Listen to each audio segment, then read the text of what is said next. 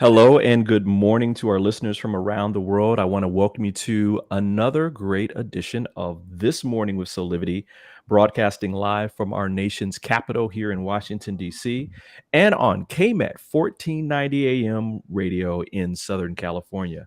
My name is Brian Wesley Johnson. And again, I am so glad you're here with us because I am joined today by some very beautiful and special friends, Candice Harper and Tami Gaines. Good morning, ladies. Good Good morning. morning. Oh man, this is a great day. It's raining here, but it's okay. I mean, the Here rain too. Right? helps, grow everything. Yeah. Um, But l- why is it raining in 55 degrees on I February 17th? hey, Right. hey, hey. It's better than that other four-letter word which we're not going to talk about. Which we've had very minimal. Like it's hardly happened this winter. It was like one day for 2 hours. know. Right, right, Weird. which I'm fine with. Are you? I'm fine with it. I'm I done. think we're Yeah. we're gonna get blasted in March. Oh, Yeah. hey, none of that, none of that. Listen, before we begin, I just want to remind everybody, just like we're doing right now, this is an interactive conversation. We want you to ask questions, comment, give us your thoughts. Just post to our live feed on Facebook and YouTube on our social media channels, and we will, do shout outs to you and get your thoughts on air with us. Candice, you have a very interesting story, and I'm going to say to the least, for us to start off with. Can you tell us a little bit about that story? Well, I just, learned about this stuff this week. I feel like I'm late to the game, but we're adding another to the annals of the Me Too movement and disappointing childhood heroes who have been behaving badly. Steven Tyler.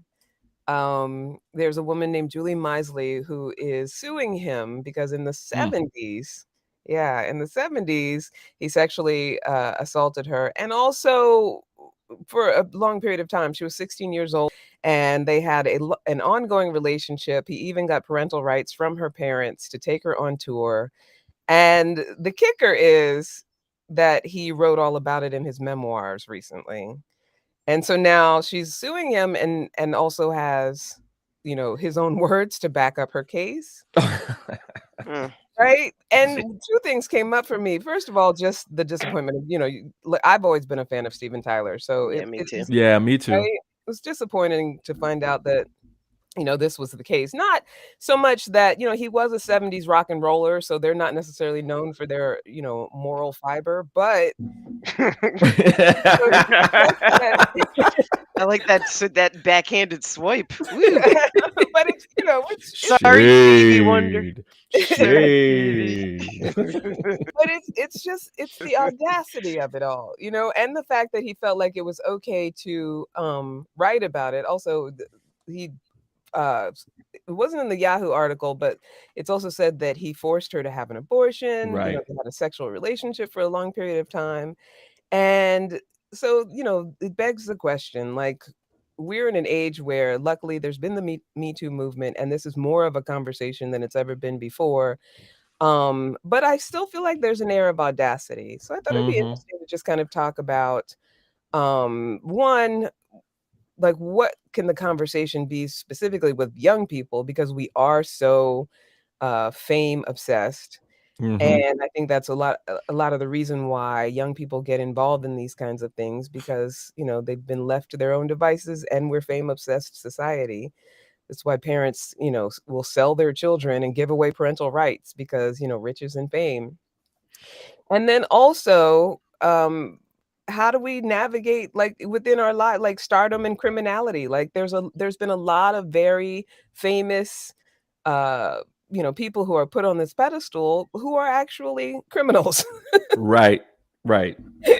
So Right. I thought that would be an interesting conversation to have.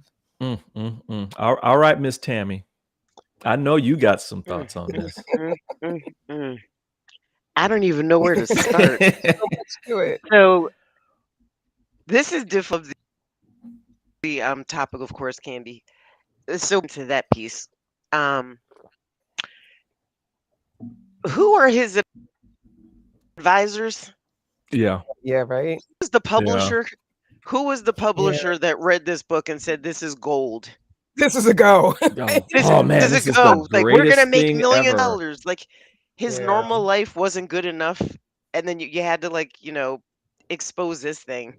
Yeah. Um, this doesn't end well for Steven Tyler, and if you think it does, in his words, dream on, Right, dream on. right, right, Um, but I guess my first reaction to when I heard about this and just listened to Candy is like, how do you sell your kid? Yeah. yeah, right, right, What sort of right, right, demented view of the right, world and of your relationship and your family that you would like why would he gave his kid up to a 26-year-old, or they, I should say the parents, to a The parents. 26. Yeah. I have a 26-year-old.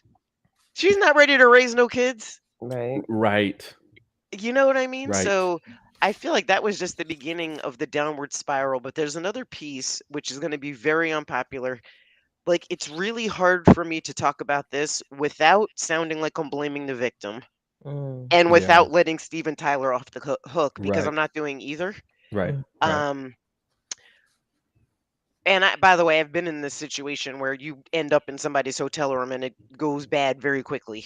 And right, that's Mm. when I was much younger, right, Yeah. much right, younger. right, If it after it happened the first time, I think it said he flew her to his next concert. right. Yeah. He took her on tour. Towards, Yeah, yeah, Mhm. what yeah, why yeah. would you get At on the 16, plane? Why can't we? That's the conversation. yeah. Yeah, Mm. why would you get on the plane? You Yeah. know, I was thinking of It's as I was dastardly. thinking of, yeah, I know, right? As I was thinking about this, I couldn't help but also bring into the viewpoint that this is a state of privilege, Mm. right? Mhm. Um, we did we, the collective we, not me, not probably you guys, we just elected a president that admitted openly to, you know, Grabbing. grabbing somebody by the thumb, some, Mhm. and nothing happened to him. Mhm. Mhm. And so there's this culture that I also believe that's there that you were alluding to earlier, Candy, that, if you're rich and famous, you can just do about anything. Yeah. And that, again, it is Steven Tyler is how old now? I mean, he's 74. Yeah. This happened over 50 years ago, like almost 50 years ago, and it's just now coming out. I mean, Yeah, I thought Right. about that too. Like, wow. Yeah. I mean, I mean, and again, I'm not blaming the victim here because that's a whole lot of trauma, Mhm. especially if this young girl, when it was going on, was like literally in love, right? Maybe she Right. thought, oh, he loves me, we're going to spend the rest of our lives together and all this kind of stuff. Yeah. But damn.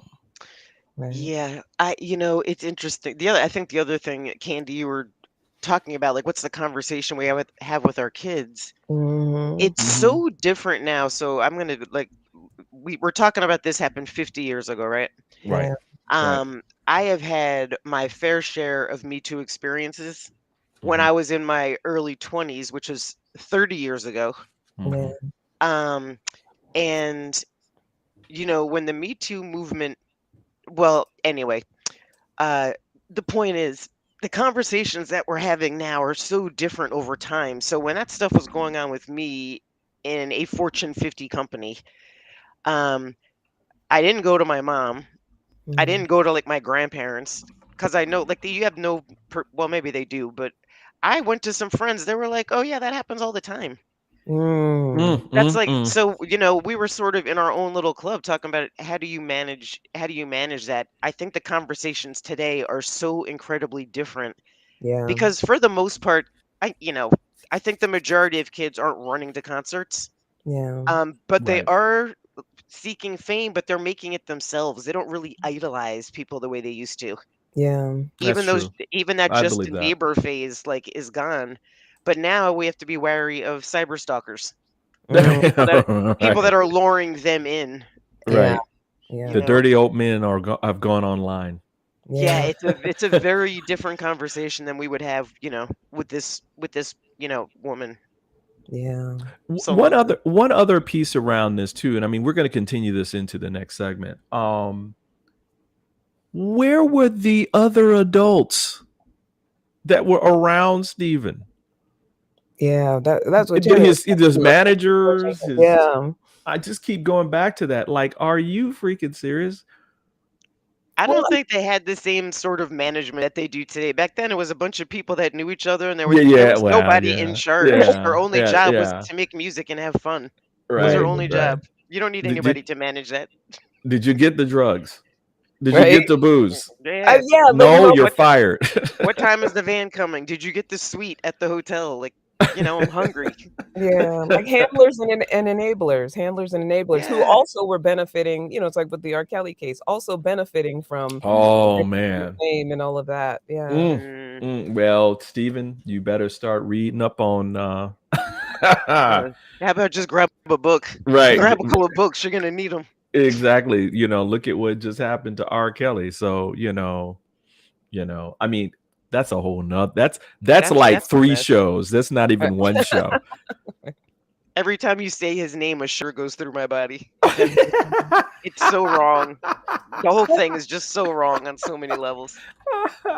And the saddest part is specifically with music, I feel like there's just a long list of, idolized musicians, right. from maybe a time gone by, but maybe we don't know what's happening now. Cause I don't know, like Tami, we're the same age group. Like in the 90s hip hop, like I had no idea what was going on. And there was a recent documentary, I want to say a couple of years ago, talking about what was happening with like was it Def Jam Records and yeah.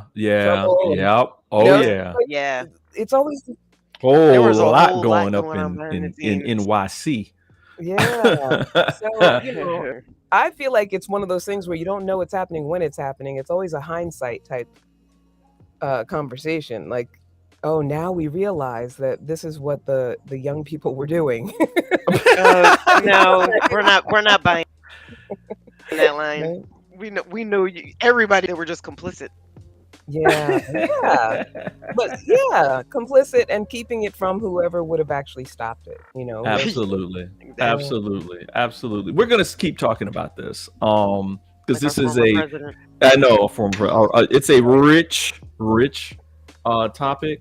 So everybody listen, we're going to just take a quick break.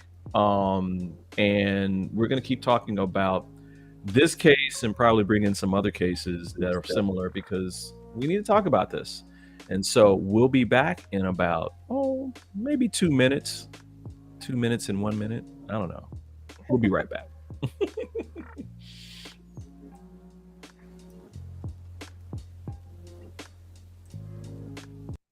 Hey there, this is Brian with Soulivity.com. I want to share some exciting news about our new Aspire Academy by Soulivity. Now, you probably want to know what the Aspire Academy by Soulivity is. Well, it exclusively connects you with people around the globe and who share the intense desire to improve themselves and create a better life for themselves today.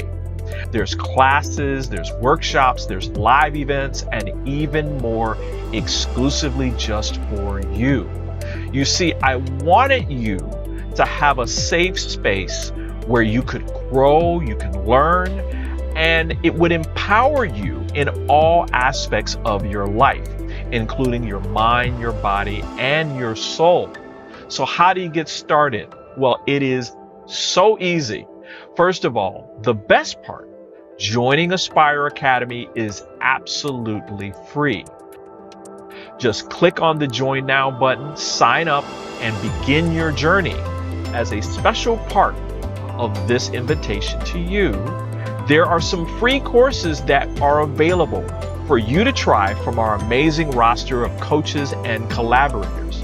It's our way of saying thank you for all of your support and being with us along our journey of expansion. I hope you enjoy the Aspire Academy by Soulivity today. Start the process. Learn more about your passion, your purpose, and how to live a higher quality life.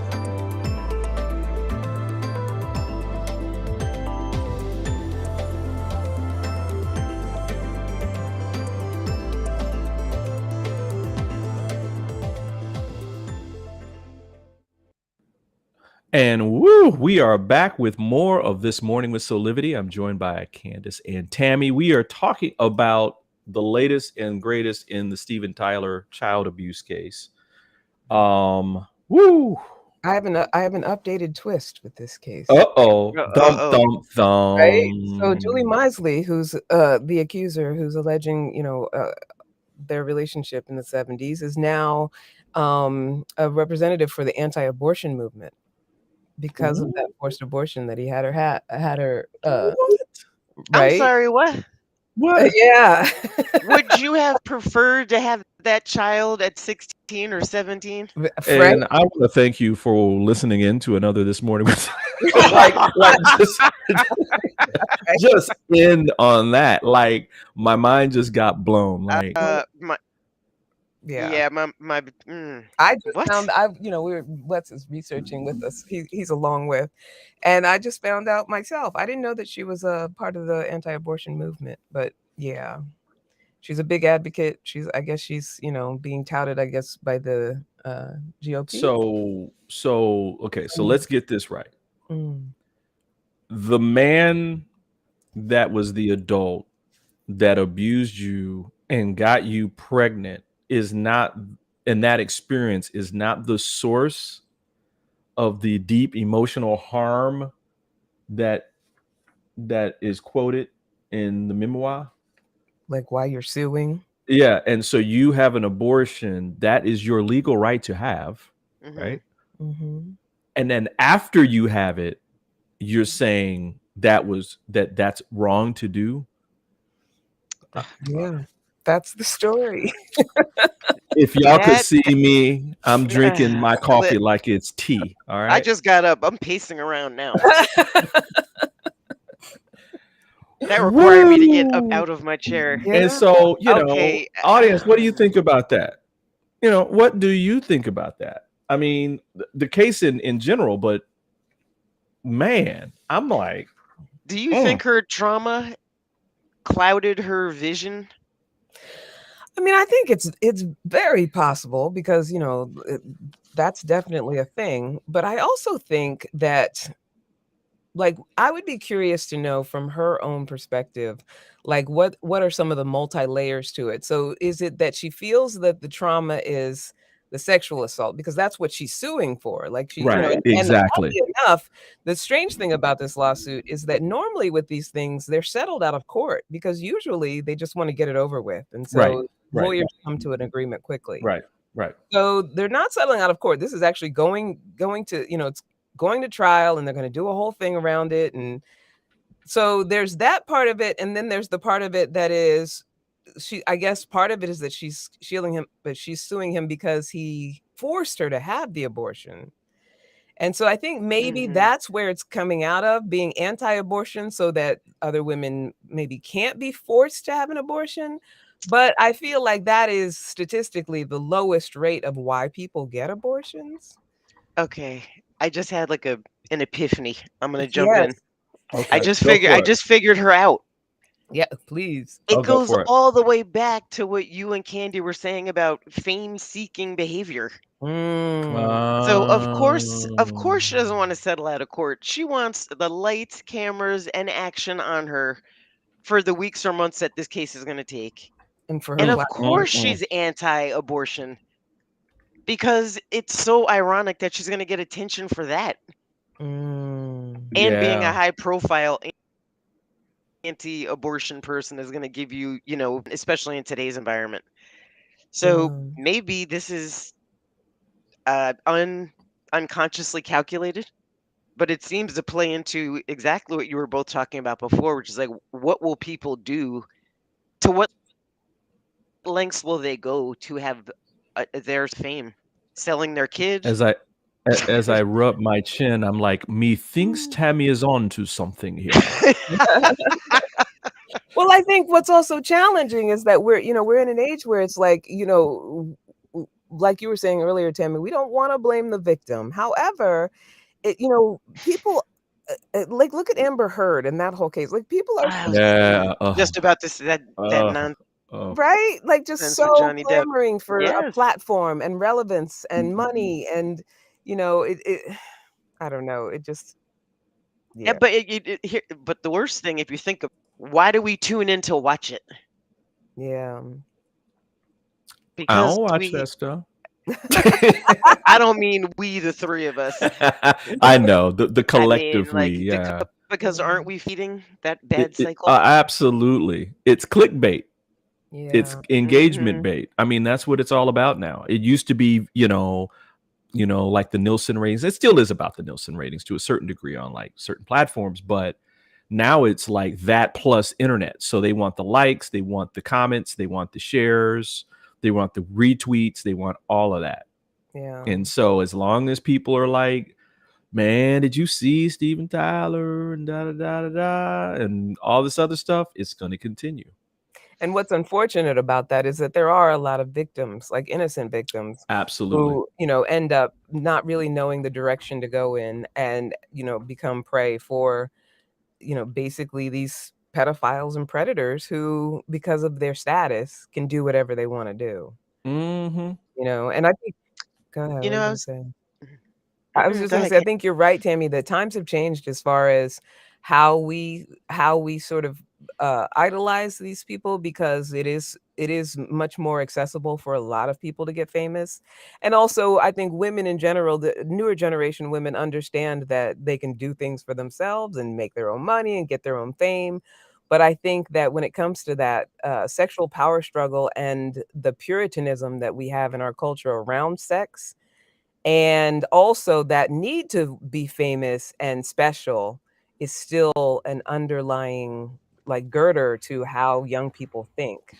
So I think that what's most important is that we, um, care for those who are, vulnerable to these kinds of situations.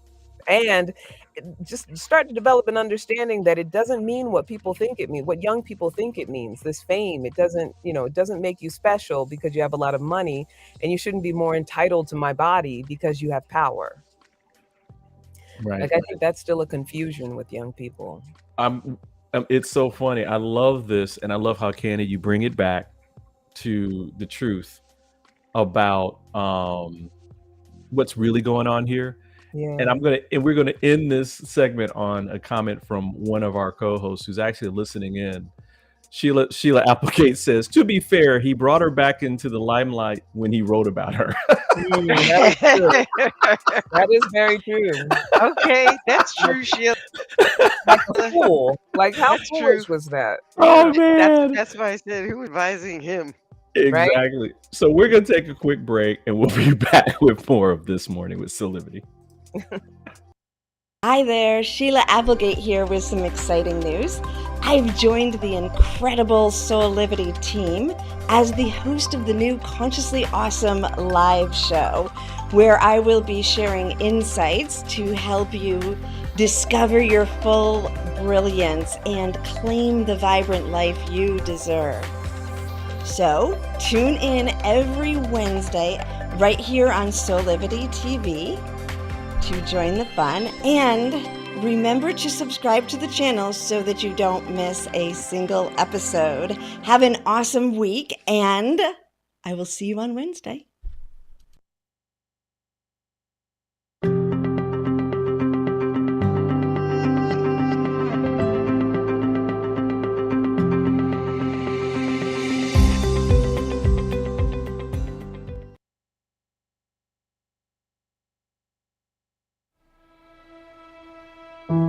Have you ever asked the question, if I was to be anything, what would I be? Regardless of money, regardless of status, beyond popularity and fame, living your passion, feeling your life has purpose. Soulivity is a space to nurture that which lives in all of us. A place where work can become play, and doing what we love creates the dreams of a lifetime.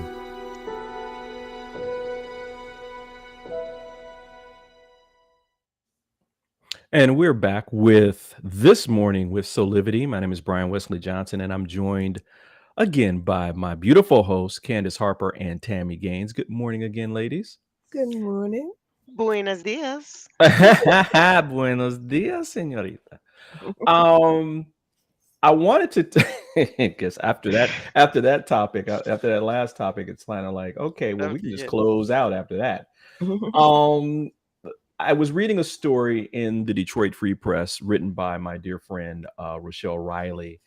The title of it is "Traumatized Kids Are Not a Rarity in Michigan's Classrooms," and this kind of struck me, especially the first kind of paragraph, because it talked about. She wrote, 90% of teachers and principals across the Detroit Public School Community District reported that more than half of their students have been impacted by trauma that impedes their learning. And then there, in that same first part, it says, in interviews with school officials across the region, it is clear that districts in Michigan, like many across the country, are struggling to meet their primary goal of educating children because they are not equipped to deal with teaching children in pain. Ooh. Yeah. Do we even think about that sometimes? What's your reaction? I'll just open it up. I'm gonna let Tami go first because she has parenting experience. Yeah, yeah, Tami. Which is traumatic. That's traumatic. Right. So, yeah. So topic hits near and dear because so at one point both of my twins had special needs, and they were both in special ed, special classrooms, like they call it, different now. But my two older kids also had trauma, but they saw violence in the home, and we got divorced. Like at the end of the day, whatever I sort of feel like the special need is, most kids are experiencing some form of trauma. Yeah. How they manifest that, and if they put words to it, very different. Like the kids today are very different, thank goodness, because most of them ask for help, whether they're asking their friends or they're asking a teacher, or my daughter a couple months ago, she's like, I want to see a therapist. I was like, no problem. I didn't ask her why. I didn't ask her what for. Yeah.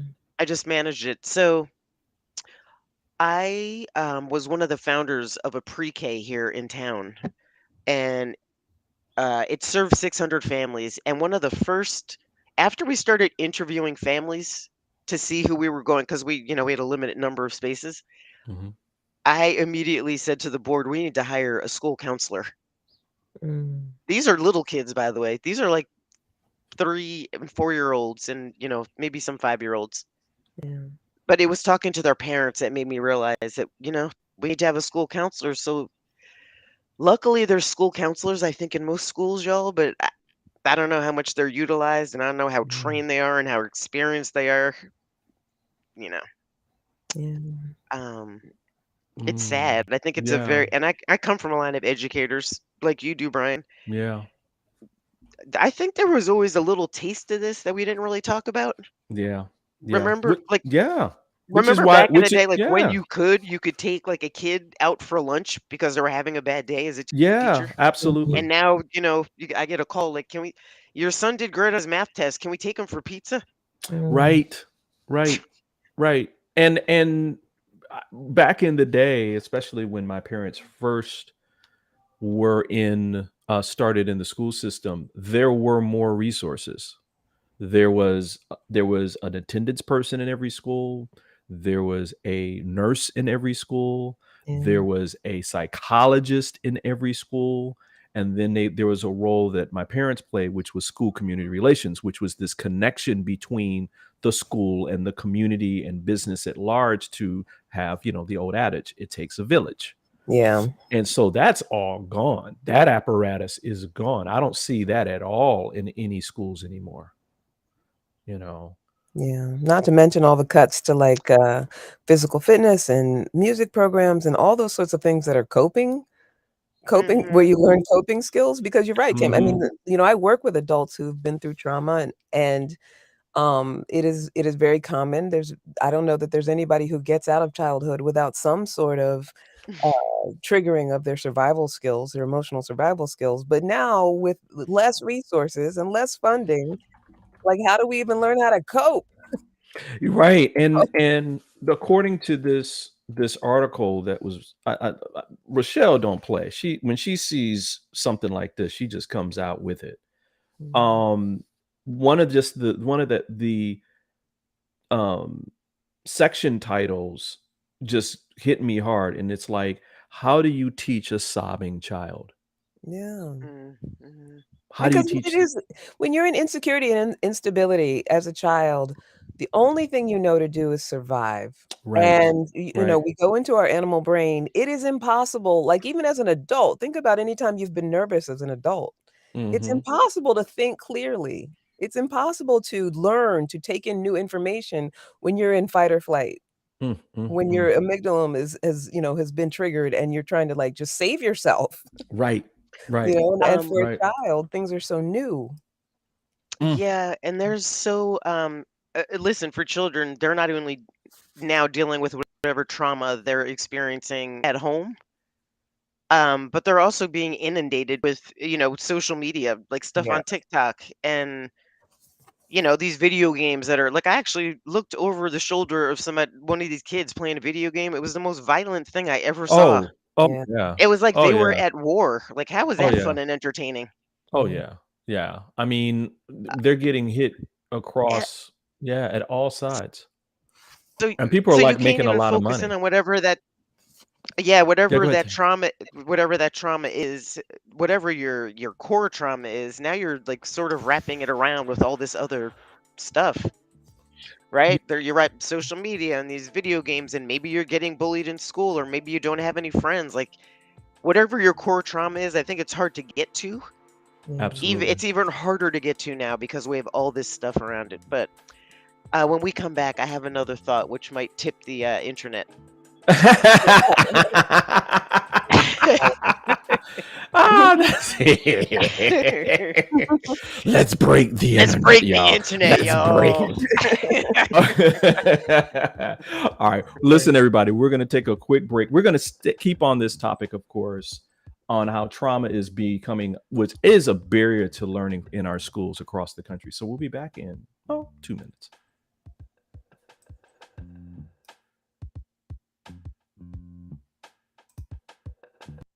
Hey there, this is Brian with Soulivity.com.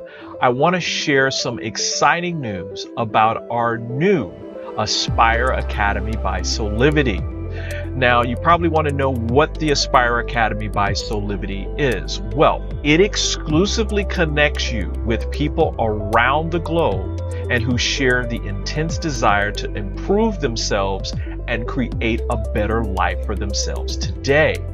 There's classes, there's workshops, there's live events, and even more exclusively just for you.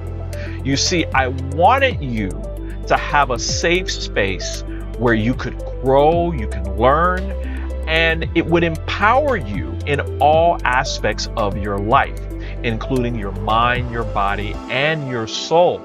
So how do you get started? Well, it is so easy. First of all, the best part, joining Aspire Academy is absolutely free. Just click on the Join Now button, sign up, and begin your journey.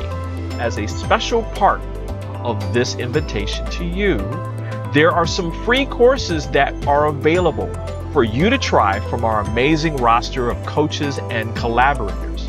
It's our way of saying thank you for all of your support and being with us along our journey of expansion. I hope you enjoyed the Aspire Academy by Soulivity today. Start the process. Learn more about your passion, your purpose, and how to live a higher quality life.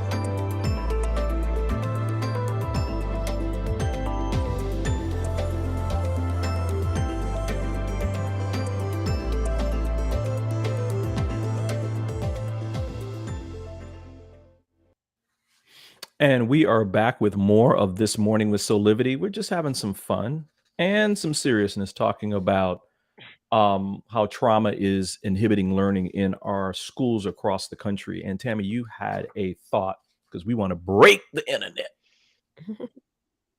I did have a thought. Hey Brian, give me that section. How do you teach a sobbing child? You teach them something different. Mm, You don't teach. You stop teaching academics and you start teaching life skills, coping skills. You start thinking about the whole child because, by the way, the math is going to be there. The science is going to be there. What may not be there is somebody that actually sits and talks and teaches what is relevant in this moment. So like I remember when when George Floyd was murdered, nobody was teaching anything here. Nobody was teaching anything. Like Exactly. it was a solid 3 weeks where nothing got done, no homework was assigned, no tests were given, and there wasn't like some mandate that came down from on yonder. Yeah. I think teachers were like, this is there's a supposed to be happening right now, and they had it. So I say all that to say, we need to recalibrate where we put value in our education system. Like, who cares if a kid is a C student if they're thriving emotionally, Right. right? Just and along those lines, maybe it's starting to happen in some places, but I could tell you there's a movement here in New Jersey to start high school class so the teens can get more sleep. Like they're finding out, like I see it every day. My daughter goes to sleep at 2-ish in the morning and is up at 7 to go to school. Like walking through the week as a mummy. So I say all that to say, I just think we need to recalibrate like what we're teaching and when we're teaching it. I have as a child of educators like you, Tami, there's a couple of thoughts. One, thank you for saying that. There's a quote in the article that from Jim Henry, who's a professor of social work at Western Michigan University and the director of the Children's Trauma Assessment Center, where he says, we know that there is chronic trauma or complex trauma where a child is constantly exposed to traumatic events in their home or neighborhood, overwhelming events that create powerlessness and an ongoing sense of danger. And so since we know this to be true, then our education system should reflect that truth in terms of support for both the student and the parents and the staff, by the way. Because the staff also, the staff, the teachers, principals, because one piece in here in this article, thank you again, Rochelle, for writing this, is that the teachers are now suffering, trauma. Trauma. Look at the messed up behind the pandemic. And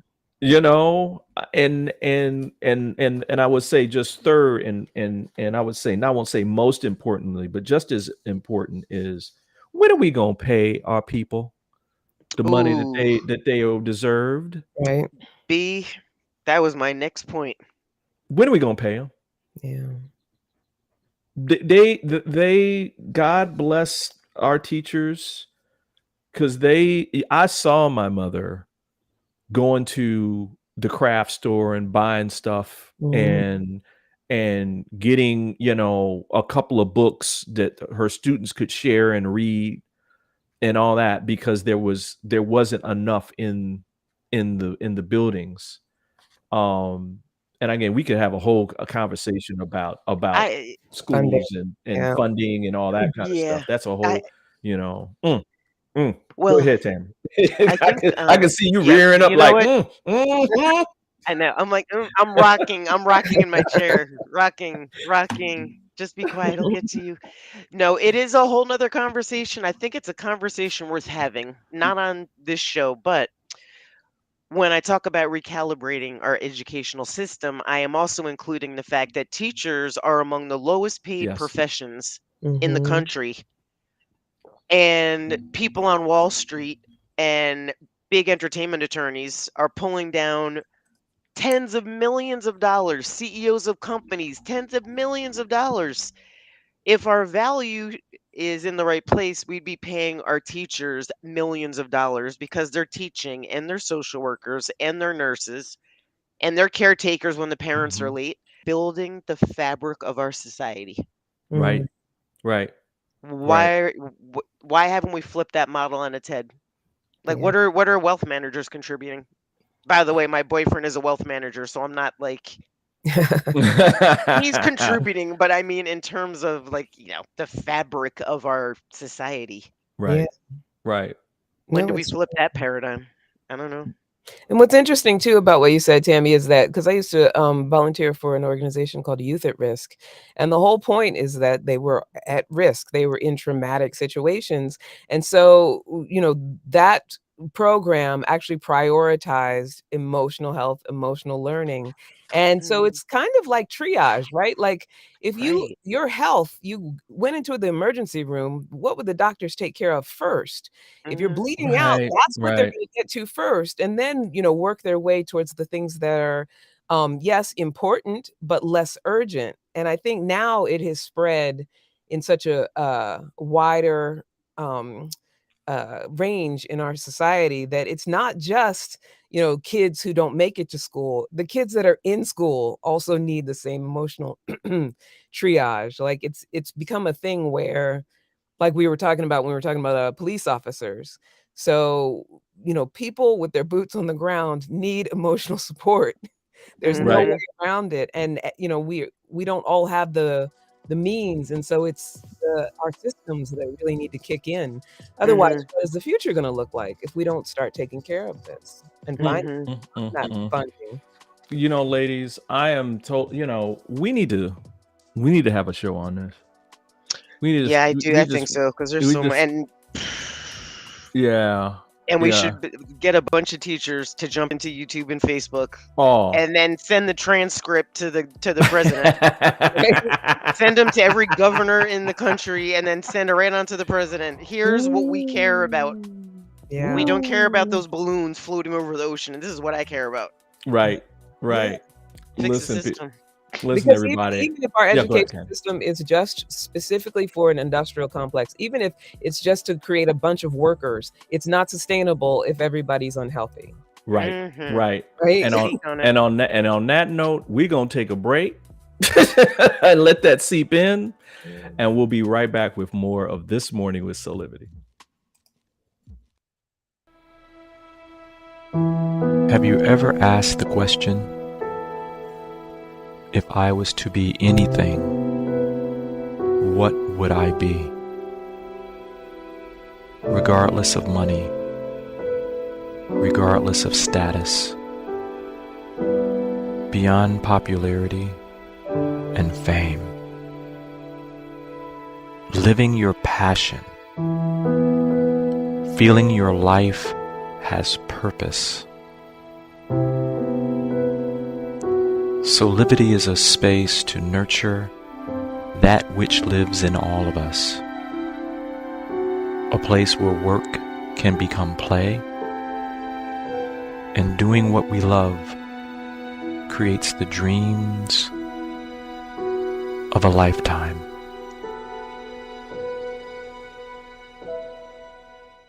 Are you ready to take that first step towards true, unwavering inner happiness? Are you like thousands of people who have everything they need, not want but need, and still can't seem to find happiness and fulfillment in their lives?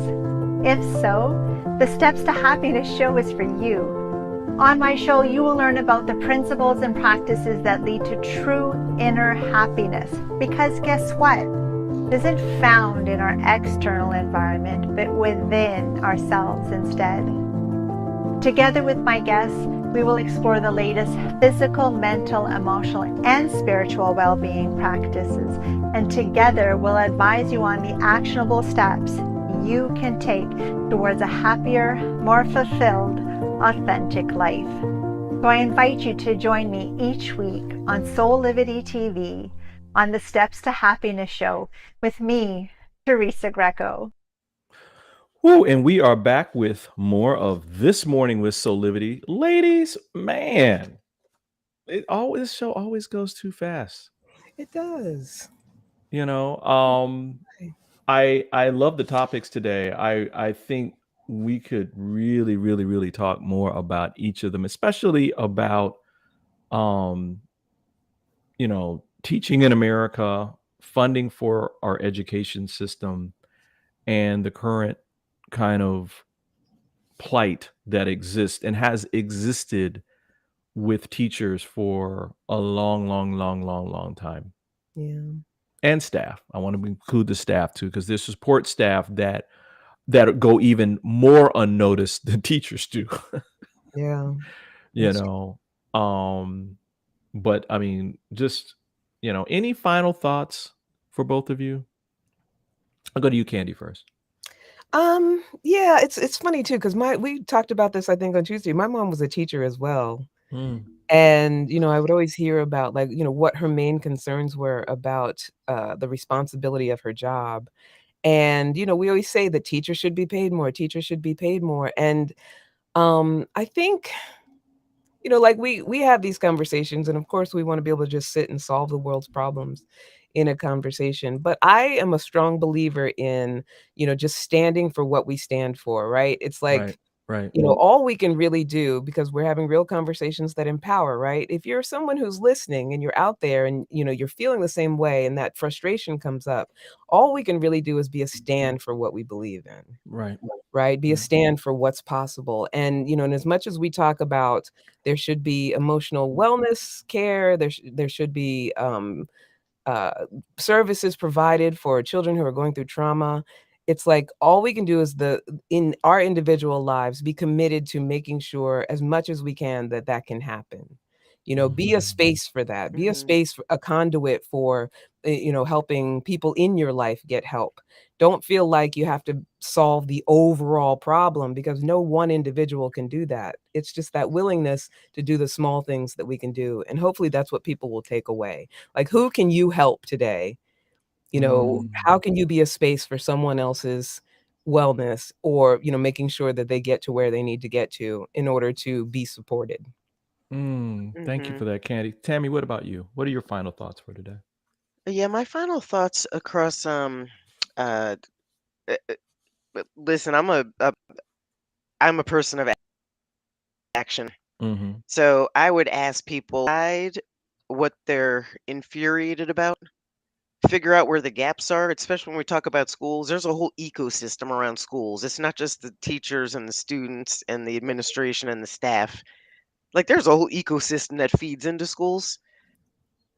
Yeah. So I would ask you to find your lane. Well, if you know that food insecurity is an issue in your particular community and you're passionate about that, then get involved specifically around that. Go to the school board meetings. Go talk to listen, they welcome the help. I would, go talk to the PTA, go talk to who, be in that lane. If you know that there's students in your community that, are not sure where they're sleeping that night, and stable housing is your thing for families, get involved. Yeah. So my point is, too many people complain from the sideline. Absolutely. Nothing fundamental will change. We can't rely on government. We can't rely on the people that we elect. The only thing you can control is yourself and your own actions. So I would just say, just make sure you're getting involved at some level, because that's how we're going to start to change the schools. Thank you to both of you. I think my final thoughts are a combination of both, and I keep hearing these words from my ancestors saying, "Be the change that you want to see." Mhm. And you know, I love that, Tami, you're talking about get active, be involved, be engaged, right? I grew up with this with a family and with a community where it took a village to raise our children. So if the Yeah. village doesn't show up, Mm-hmm. the children continue to be traumatized and they don't learn and they don't feel supported or loved. Yeah. And so you have to be active in the community, as well as with the Steven Tyler thing. I mean, there were adults that were in the rooms when all this was going on, right? Mhm. Be the change that you want to see. If this is not something that you think is cool, you need to use your voice and speak up and say, this isn't cool. That's an underage girl, right? And that kind of thing. So be the change that you want to see. Great show. Another great show. Yeah. Yeah. Um, I always go through the rest of the day like, I have more to say. I want to hear people's Exactly. opinions. I want to hear what people have to say about this. Exactly. Well, they can come back and listen next week. Absolutely. Right. Listen, everybody, speaking of hearing your voice, listen, we want you to follow us on social media, get engaged in these conversations, let us know what you're thinking, because your voice is very important to us, as well as we want you to join our mailing list where you can get access to exclusive content, including giveaways. But more importantly, we want to connect with you. We want to hear your voice. We want to know what matters. So as you being part of that mailing list, you can tell us, hey, how are we doing? What subjects do you want us to talk about? And so that we can hear from you. Listen, we just got a few seconds left. I just want to say on behalf of all of us here, thanks again for joining us for another edition of This Morning with Soulivity. We hope that you come back and join us every day at 8 a.m. Eastern for our live broadcast, or you can listen at 9 a.m. Pacific on KMET 1490 AM for our rebroadcast for all of you out on the West Coast. Until next time, this is Brian Westley Johnson saying thanks, and we'll see you again. Bye.